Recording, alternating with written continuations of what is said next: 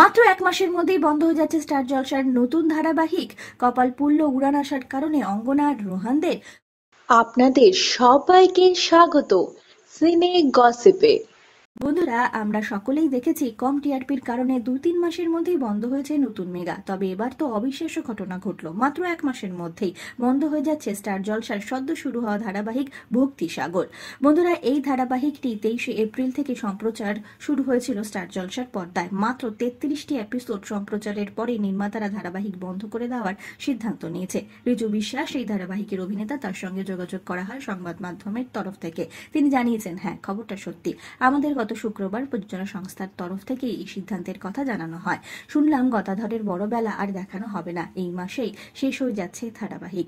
বন্ধুরা, জানা যাচ্ছে 27শে মে থেকে রাত 8টার স্লটে দেখা যাবে নতুন ধারাবাহিক উড়ান। তবে এই স্লটে এতদিন আমরা দেখতে পারতাম তুমি আশেপাশে থাকলে ধারাবাহিকের স্লট পরিবর্তন হচ্ছে। তবে আমরা দেখেছি তুমি আশেপাশে থাকলে এই ধারাবাহিকটি কিন্তু টিআরপির তালিকায় টেক্কা দিতে পারছে না নিমফুলের মধু ধারাবাহিকে। তাই কি এই ধারাবাহিকের স্লট পরিবর্তন করা হচ্ছে?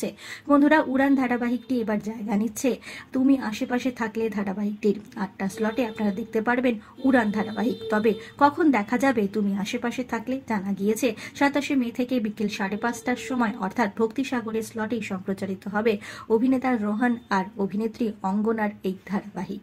এবার দেখবার উড়ান ধারাবাহিকটি দর্শকদের মন কতটা জয় করতে পারে। বিনোদন জগতের আর অনেক খবর নিয়ে আসছি আমরা আপনাদের কাছে, জুড়ে থাকুন আমাদের সঙ্গে।